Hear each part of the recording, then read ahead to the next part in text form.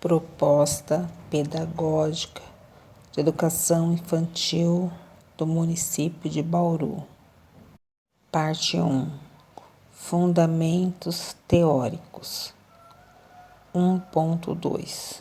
O processo de apropriação da cultura e do desenvolvimento humano. A fonte do desenvolvimento psíquico humano é a experiência social a partir da qual os indivíduos se apropriam do patrimônio cultural humano. O psicólogo Alex Leontiev analisa o processo de apropriação da cultura, destacando 3 características: o caráter ativo, sua natureza mediada e sua propriedade de formar no homem novas funções psíquicas não naturais. O processo de apropriação é resultado de uma atividade efetiva do indivíduo em relação aos objetos e fenômenos do mundo circundante, criado pelo desenvolvimento da cultura humana.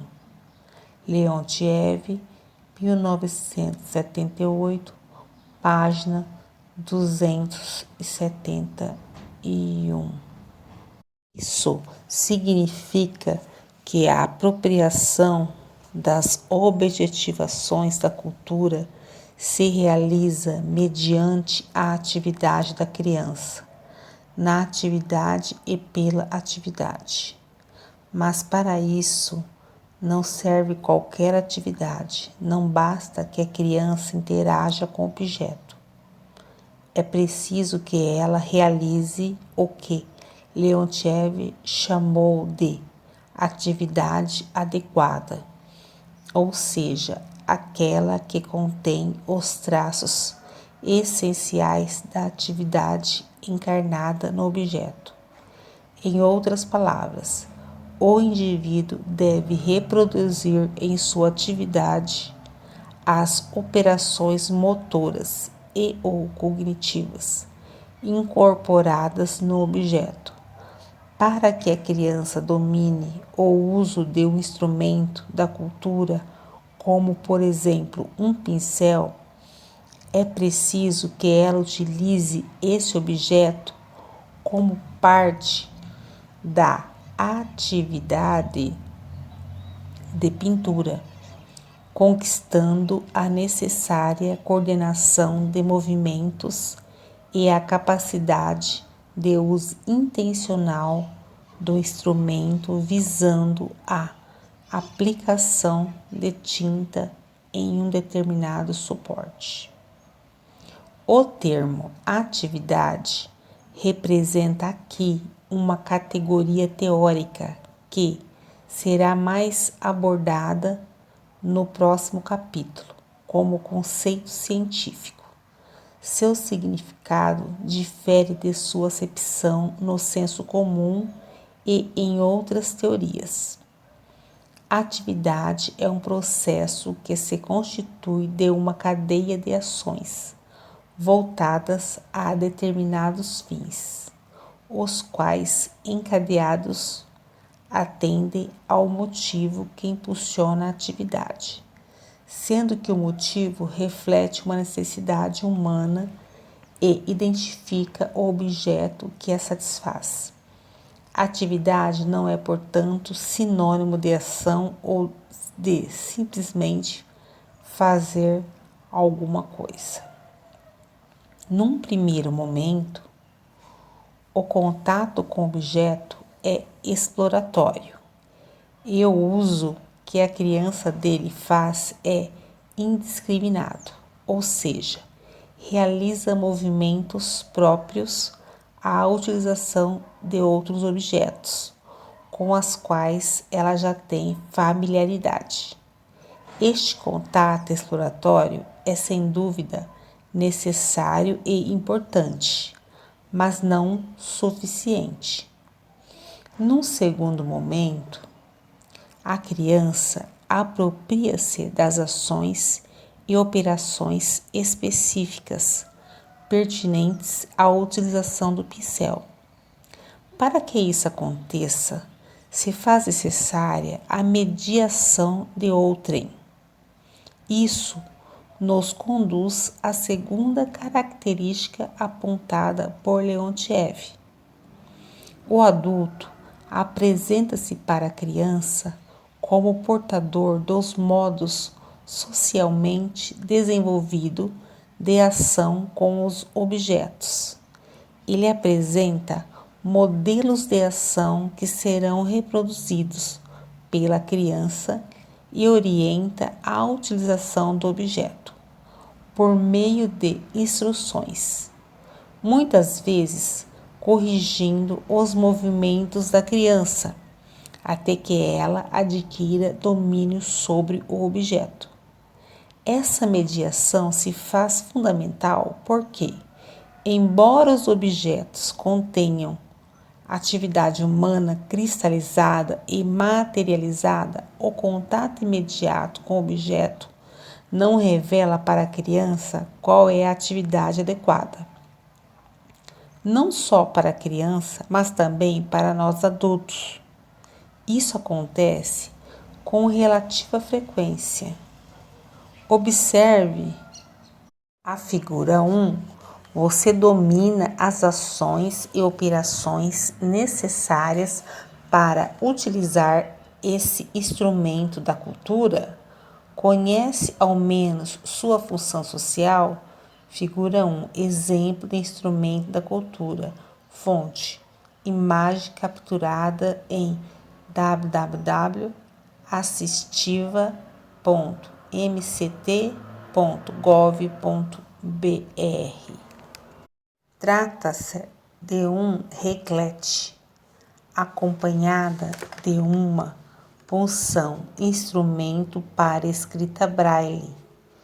Nosso domínio desses instrumentos dependeria decisivamente da mediação de outras pessoas dispostas a nos transmitirem os conhecimentos, habilidades e processos psíquicos necessários à sua utilização.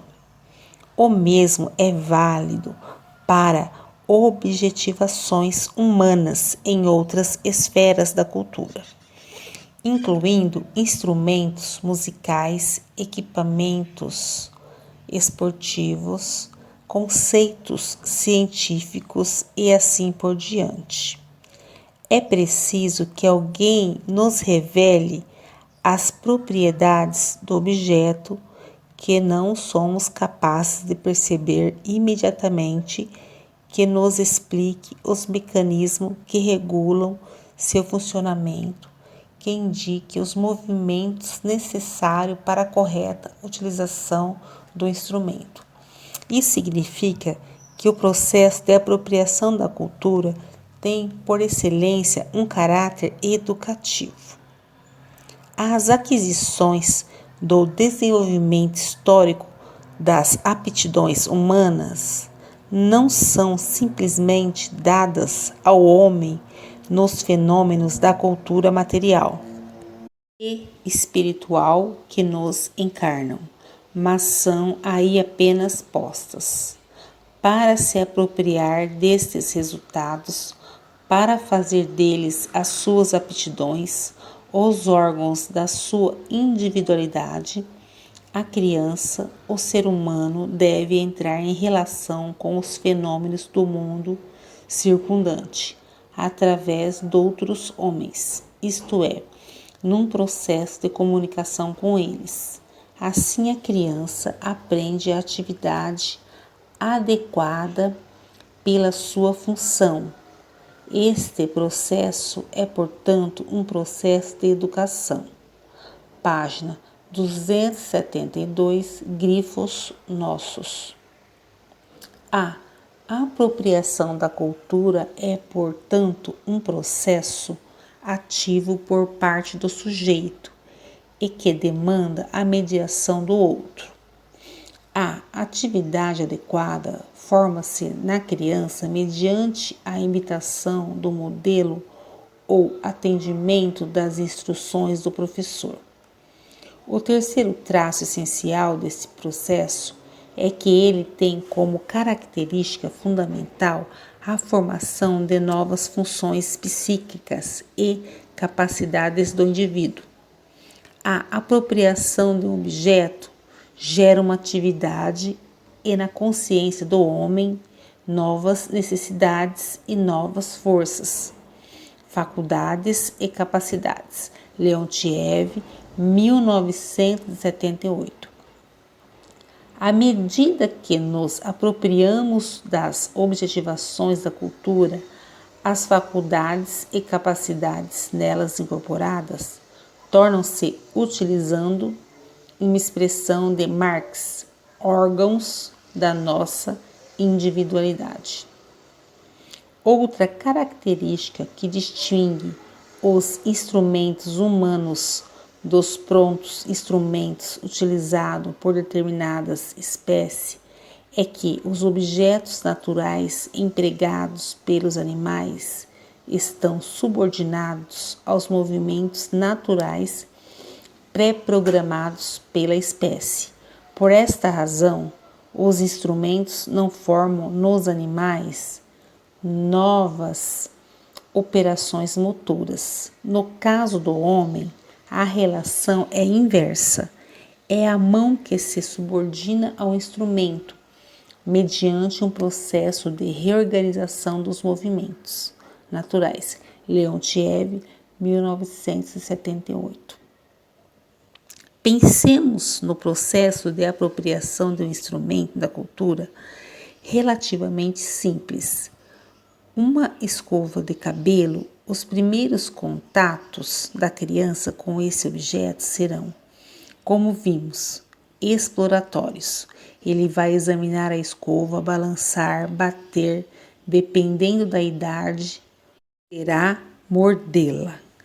Trata-se de um uso indiscriminado dos objetos, momento em que a criança utiliza as operações e ações que já domina para manusear o novo objeto, independente de seu conteúdo social.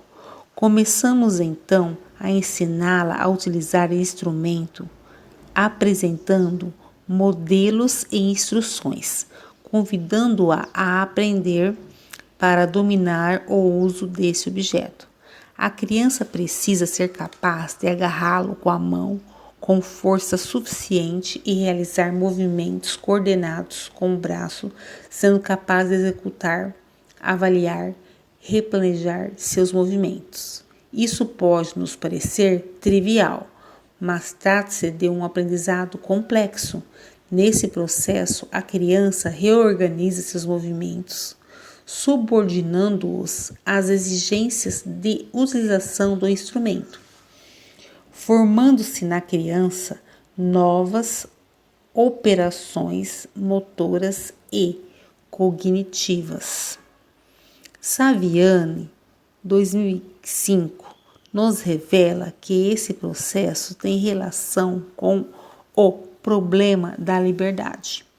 Quando a criança alcança o domínio do uso do objeto, forma-se nela uma disposição permanente para essa ação, que passa a fazer parte de seu repertório, compondo uma segunda natureza, tornando-a, portanto, capaz de exercer livremente determinada atividade. O fundador da pedagogia histórico-crítica enfatiza a importância da repetição e da automatização para que isso seja alcançado. E assim ilustra e exemplifica esse processo. Assim, por exemplo, para se aprender a dirigir um automóvel, é preciso repetir constantemente os mesmos atos, até se familiarizar com eles. Depois já não será necessária a repetição constante.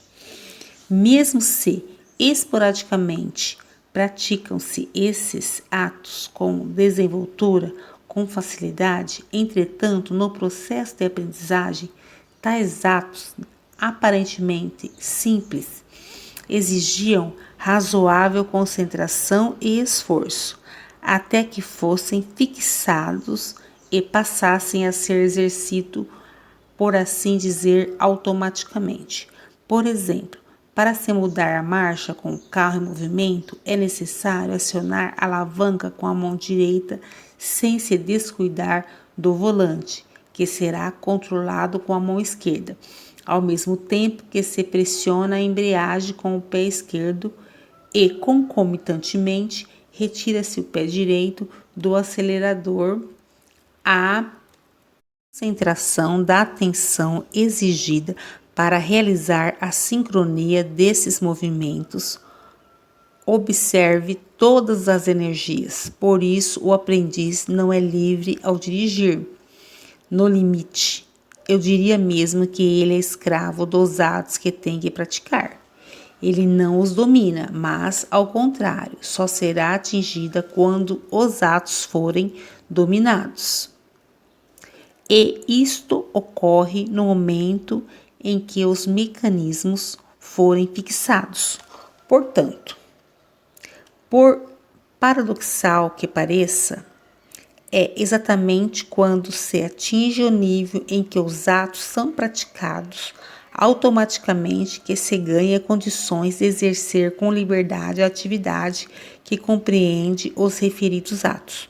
Então, a atenção liberta-se, não sendo mais necessário tematizar cada ato. Nesse momento, é possível não apenas dirigir livremente, mas também ser criativo no exercício dessa atividade. Saviani, 2005, página 19. Vemos assim que a aprendizagem forma novas capacidades e habilidades nos indivíduos, mediante a apropriação da atividade humana, fixada nos objetos e instrumentos da cultura e nos modos sociais de sua utilização. O mesmo movimento, ilustrado pela análise da aprendizagem do uso da escova de cabelo e do processo de aprender a dirigir, se dá com relação às demais objetivações da cultura humana. Pensemos, por exemplo, em um instrumento musical. Quantas novas capacidades não naturais precisamos desenvolver para dominar um instrumento? Mas, sem dúvida, mais desafiador é perceber que o mesmo processo se dá em relação às objetivações ideais, não materiais da cultura, podendo estabelecer um paralelo entre a transformação em nossos atos motores e psíquicos que ocorre quando aprendemos a tocar um instrumento musical e a transformação que ocorre em nosso pensamento quando nos apropriamos do conhecimento científico.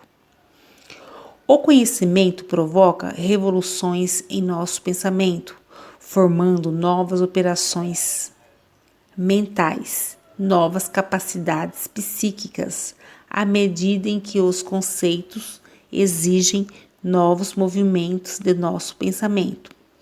Assim como os movimentos de nossa mão se reorganiza para sermos capazes de tocar um instrumento, os movimentos do nosso pensamento se reorganizam e se complexificam na medida em que aprendemos novos conceitos e relações.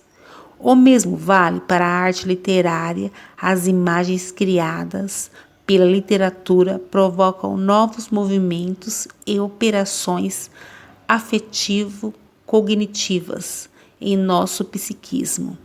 As obras de arte, em geral, desenvolvem nossa sensibilidade, refinam nossa percepção, aguçam nosso senso crítico e assim por diante.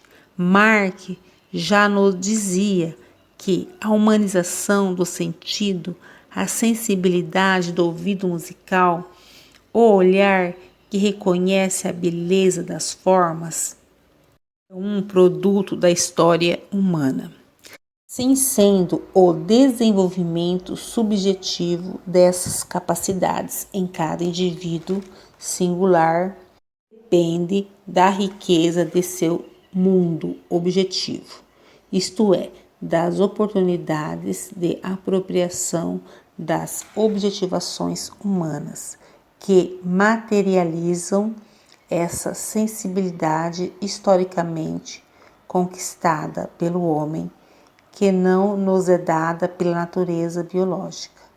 Essas capacidades de que falamos não existem a priori dentro de nós, mas são formadas como resultado do esforço de apropriação da atividade humana incorporada nas objetivações da cultura. Quando passamos a dominá-las, elas passam a ser constitutivas do nosso ser, convertem-se, como vimos, em órgãos da nossa individualidade. A principal característica do processo de apropriação ou de aquisição que descrevemos é, portanto, criar no homem aptidões novas, funções novas, e nisso que se diferencia do processo de aprendizagem dos animais, enquanto este último é resultado de uma adaptação individual do comportamento genérico à condição de existência complexa e mutante. A assimilação no homem é um processo de reprodução nas propriedades do indivíduo, das propriedades e aptidões historicamente formadas na espécie humana. Leontiev, 1978, página 270. Podemos compreender assim que a fonte de desenvolvimento das capacidades humanas são as objetivações da cultura e as práticas culturais historicamente produzidos pelos homens. A apropriação da cultura se confunde com o próprio processo de humanização do indivíduo, que é realizado pelos processos educativos. Cabe notar, à luz desta teoria, que as possibilidades de desenvolvimento e a qualidade das mediações proporcionadas aos indivíduos dependem das condições sociais de vida e educação a que estão submetidos, as quais, em nossa sociedade, organizam-se de forma radicalmente desigual e injusta. Essa constatação coloca em tela a importância dos processos educativos e a função social da escola em nossa sociedade.